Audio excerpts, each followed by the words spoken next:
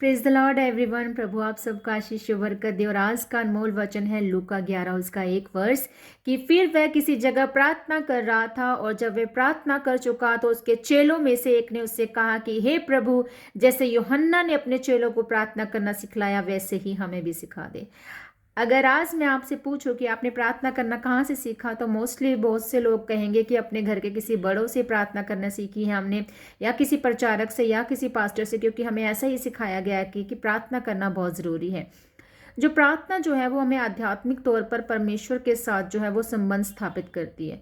एक simple words में मैं कहूँ तो प्रार्थना जो है वो हमारे गमों को, हमारे सुखों को जो है वो हम बांटते हैं परमेश्वर के साथ। एकांत में बैठकर हम उन चीज़ों को शेयर करते हैं परमेश्वर से। तो ये होती प्रार्थना जो हमें परमेश्वर से कनेक्ट करती है, जो हमें वो मार्ग बताती है कि क्या हमारे लिए सही है और क्या हमारे लिए गलत है। तो परमेश्वर का पाक रूह हमें गाइड करता है। और जो प्रार्थना है वो प्रभु यीशु मसीह ने भी एकांत में जो है वो प्रार्थना करते थे, लगातार प्रार्थना करते थे।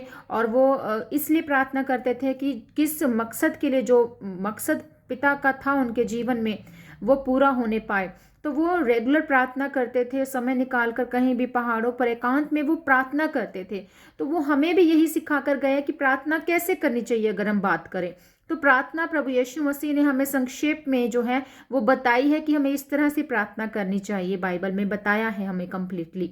तो परमेश्वर भी चाहते हैं कि उसके बच्चे जो है वो उसमें बने रहें और वो प्रार्थना करें, ताकि वो दया को, वो अनुग्रह को अपने जीवन में पाएं और वो तमाम मुसीबतों से जो है वो छुटकारा पाएं।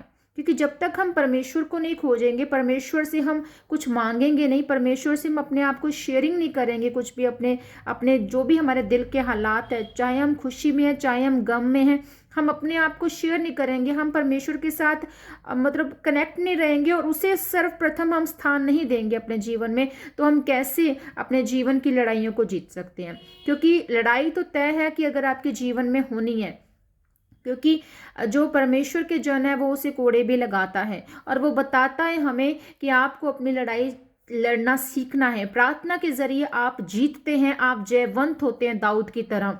तो आपको प्रार्थना करनी है। डैनियल जो है वो 3 टाइम प्रार्थना करता था, परमेश्वर के सम्मुख जाता था। दाऊद जो है वो 7 बार परमेश्वर के जो है अपने आप को अर्पण करता था। तो हम देखते हैं कि किस तरह से वो प्रार्थना का उनका जीवन था। तो आपको भी और मुझे भी जो है वो परमेश्वर चाहते हैं कि हम प्रार्थना में बढ़े और मसीह यीशु मसीह की तरह हम प्रार्थना करने।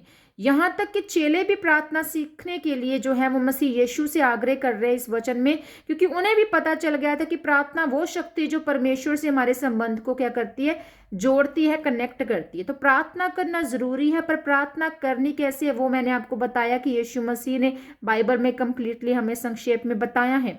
तो हमें अपने जीवन को, प्रार्थना को विशेष स्थान देना जरूरी है और कुछ समय निकालकर परमेश्वर के साथ जो है एकांत में प्रार्थना करना हमें बेहद जरूरी है अपने जीवन में। सो जब हम ऐसा करते हैं तो अपने जीवन में हम शारीरिक और मानसिक परिवर्तनों को देखेंगे, सामर्थ्य को देखेंगे, परमेश्वर के साथ हम अपने आप को जुड़ा हुआ महसूस करेंगे और उन आशीषों को अपने जीवन में हम फिर लेने पाएंगे।